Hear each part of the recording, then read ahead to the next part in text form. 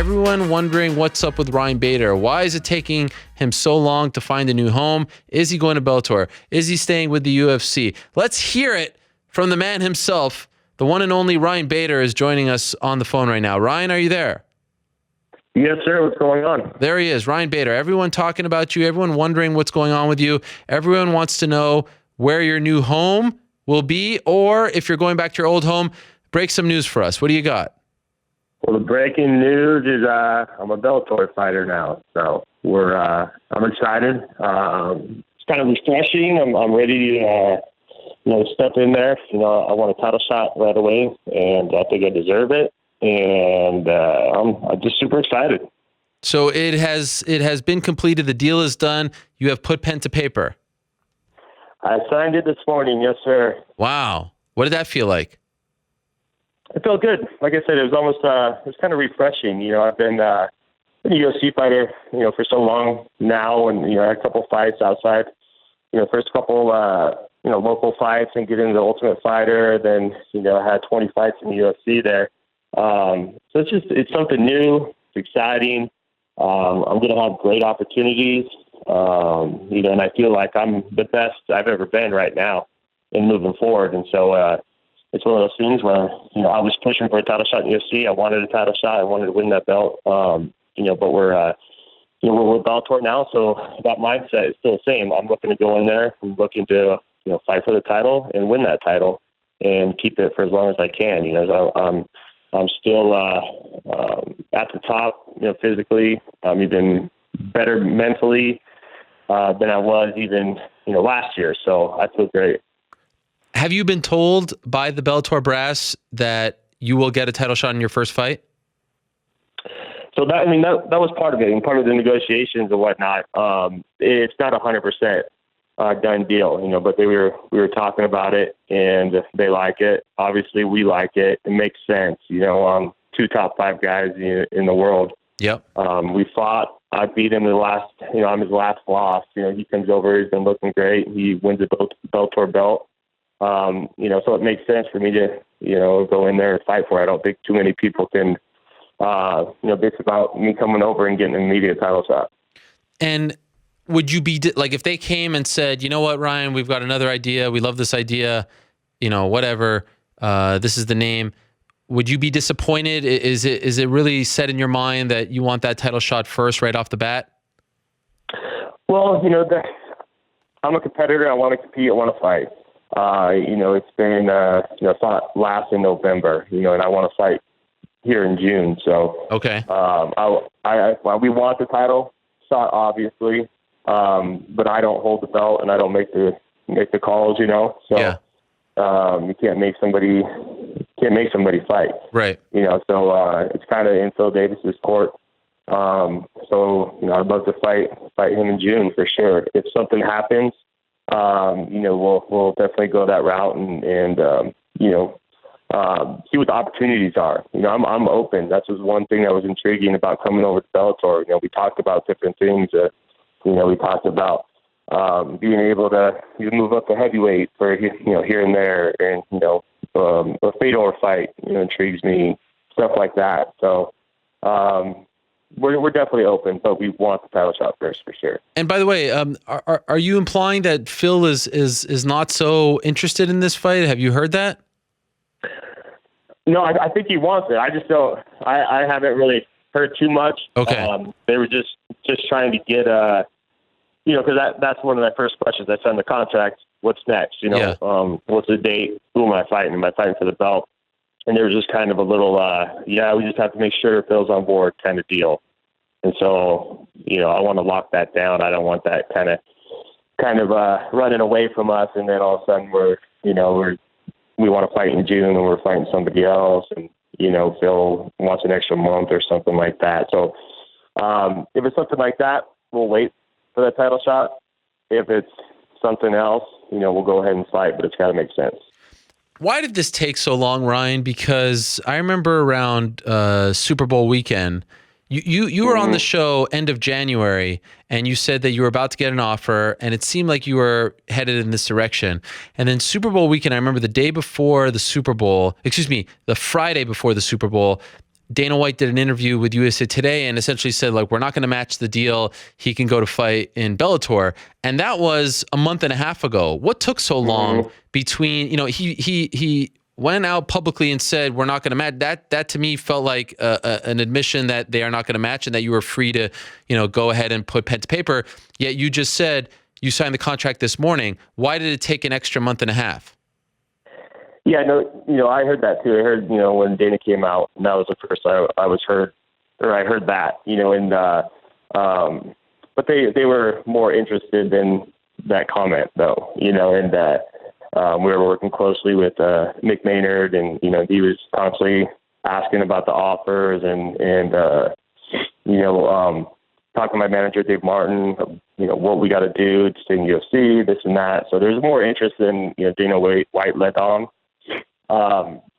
But it just, my contract basically was the first, with this class action lawsuit and whatnot, I just happened to be caught in the middle of the two lawyers from Viacom and UFC basically. And so whatever they did with my contract, going forward, that's what they would do for the rest of the contracts from the other guys. So they just had to make sure with Bellator turning over contracts to the UFC, et cetera. So whatever I did there, that's how it was going to go ahead and be, the standard for, what went on. So I was just kind of caught in the middle. I had that deal. When we talked, I had pretty much had an offer from Bellator. So we knew we had that. We were just kind of sitting there, just waiting it out, really, knowing that was going to happen. But there was no super rush from us. We kind of had a time frame when we wanted to fight and whatnot. So finally got it done, signed the paper this morning. So it's a done deal. Just took longer than expected. And did they ask you to see, the full contract? Was Bellator hesitant to do that, and that's what took so long? Exactly. Yeah. Usually, from what my understanding is of it, in the past, guys have just shown them basically the offer, which could be in an email or a text message or whatever. It's just the terms, Yeah. How much per fight? What's the fight? But UFC wanted the full contract, and so that right there was a holdup from that took that month and a half or whatnot. So they wanted the full contract. Bellator didn't want to release the full contract to them. Yeah. It hasn't happened before. And so then they had that little, not a fight or anything, but, they had to go through that process because that's going to be the standard from now on, how they did mine. Do you know if Bellator ended up giving them the contract? I do not know the particulars on that. Okay. But the two lawyers, they worked out something where I guess they were both happy, and I was able to go, and UFC gave me my release, and they tried to make it as painless on me as they could. I was still in contact with some of the UFC employees and stuff like that, so they were helping out. So just took longer. So no hard feelings as you depart. No hard feelings at all. There's some stuff with the UFC that I had full grievances about. When the whole title shot thing, and when Gustin got it off of knockout loss, and the run around here and there, and I felt like that carrot was always dangling, and but on the other hand, I spent majority or all my career in the UFC and 20 fights there, and had a blast traveling the world and having fun and fighting for them, and started to change a little bit, with the sponsorships getting taken away, and then you started to see all the new people and stuff like that these last couple year and a half, and so leaving, it's kind of bittersweet. It's refreshing. It's something new, heading over to Bellator. But I spent my whole career in the UFC too. Yeah, I traveled the world and fight in front of new crowds. I was on the first Australia card. I fought in Japan. So looking back, it's sad, but at the same time, it's refreshing. I'm excited for something new. The way it kind of came out publicly with Dana doing that interview and saying like, Bellator is a good place for him. Did that bother you at all? Just kind of, it sort of felt dismissive in a way. Yeah, he comes out and says things like that, about some other fighters and whatnot. He makes those comments, so just take it with a grain of salt. I'm a top 5 guy in the world. My losses are to all the top guys, and I beat a ton of good guys. And right now, 205 in the UFC is shallow, and and so it was a little weird how dismissive it was, but it is what it is. I'm a competitor. I'm going to go over there wherever I'm at and try to be the best. So, I didn't really pay too much attention to that at all. Did you get any other serious offers from anyone outside of Bellator? We didn't even really even try. Okay. We talked to Bellator. I flew out there, met with Rich Chow and Scott Coker. I liked what they had to say. I liked their plan. And they had a plan in place and what they wanted to do with me. And we probably took 3 weeks or so to negotiate an offer. Then we got the offer, and it was it's amazing contract. And so we didn't feel the need to go get any other offers, really. Did the UFC ever offer you a deal? No. So, they offer you the deal before your last fight. Yeah. Or no guarantee. But not after. We said no thanks. So basically, once we get once we got that offer, my manager was talking to the matchmaker and talking to UFC, and at that point they have the right to match. So they got to match that, and we kind of knew they weren't gonna match it, because it's a flat fee. UFC likes to do the show and win. So we all kind of knew that they weren't going to match that offer. Is this contract better than any that you've ever had in your MMA career? 100%. I think it's one of the better contracts out there outside of being a UFC champion. Okay. With pay-per-view points and stuff like that, and so, like I said, it's a flat fee, and 6-fight deal. We have some stuff in there. My agent did a great job negotiating. I have to have 3 fights a year. If I don't get those 3 fights in a year, barring that I'm not injured or whatnot, they have to pay me my purse. Wow. If I'm not hitting those inactivity clauses and stuff like that. So it's just stuff like that, and then the sponsors, and the sponsors are huge. And when I was in the UFC, when we could have our own sponsors, not to sit there and talk numbers, but the lowest I've ever made, and this was on the prelims, was $35,000 for a fight. I've made upwards of $80,000 a fight. Wow. On sponsors, and we have, you hear some of the fighters, they come out and say, the sponsors have dried up and this and that. So the Reebok's nice, which, for me, it's just their managers are lazy. They're calling on people, they see on other people's shorts, and it used to be like a standard thing. All right, you on the prelims, or are you on the main card? Here's $2,500, whatever. We have those relationships with big companies that have stuck with us, through the whole thing. And so to have the sponsors, to be able to, represent those sponsors again is huge for me. That's a lot of income too. So that was a big factor in moving over also.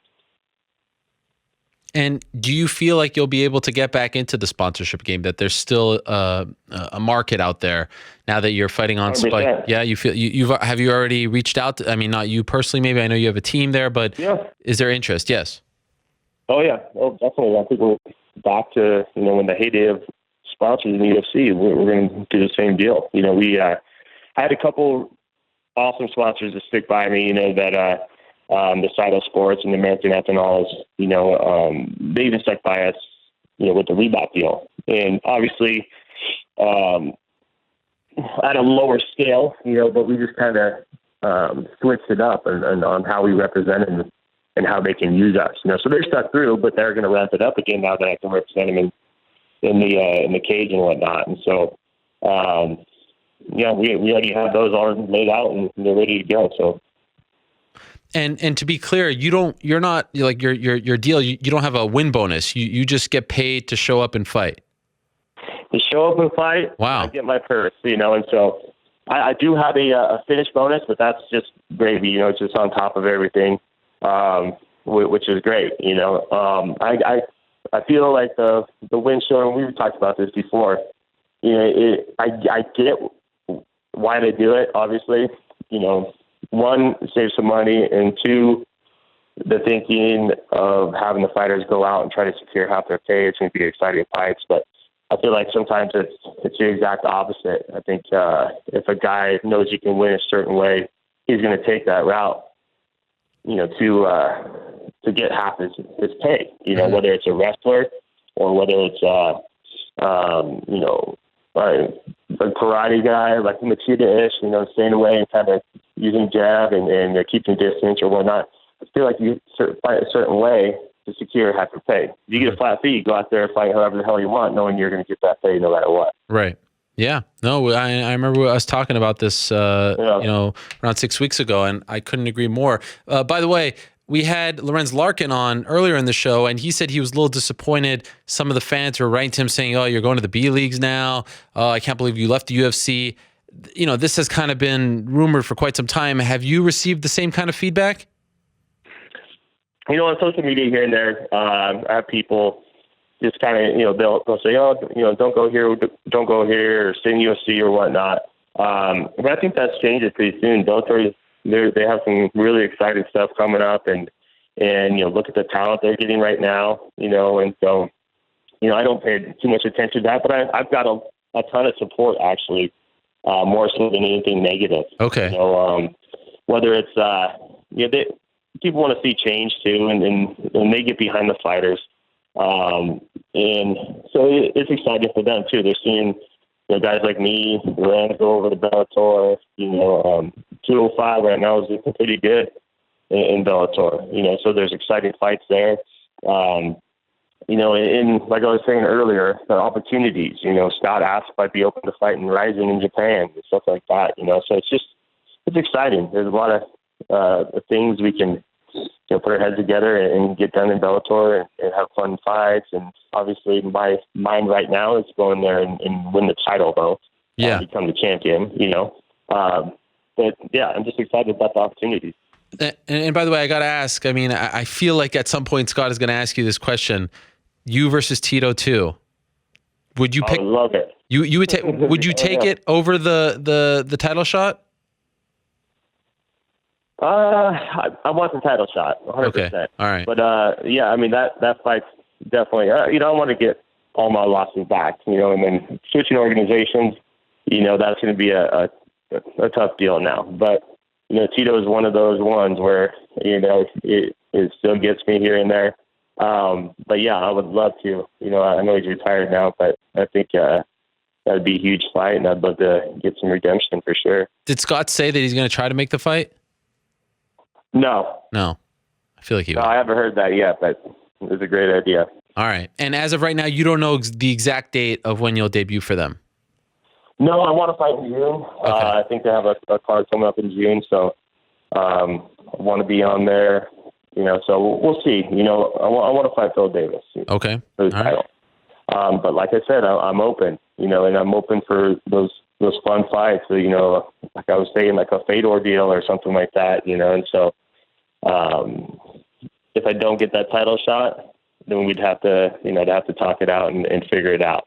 If it's waiting another month and then we're guaranteed the shot, I'm going in there to be the champion. So I think I have the right to go and walk in and fight for the belt right away. And so that's my train of thought right now.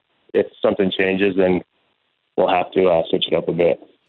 Congratulations, Ryan. This is great stuff. I'm happy to hear that you're really happy with the deal, that you got a great deal. And I'm curious to see what happens as far as your debut is concerned and where you go in Bellator. It seems like they're very excited. The Spike account tweeting about it, the Bellator account tweeting about it. So everyone seems excited. You're going back to Spike, where you were first introduced to the MMA fan when you won the Ultimate Fighter Season 8. Appreciate you coming on and talking about it. Congratulations again to you and your team, and good luck as you prepare for your debut. Thanks, Ariel. Appreciate it. All right, we'll talk to you soon. There he is, Ryan Bader, the newest member of the Bellator light heavyweight division. Also said that he would dabble in the heavyweight division, and now that's the third name that Bellator signed in the last 7 days as far as recognizable names are concerned. UFC signing fighters all the time, but you got Dylan Dennis last Monday. Thursday was Lorenz Larkin, and today it's Ryan Darth Bader. How about that? So another name to add to Bellator's growing roster of fighters.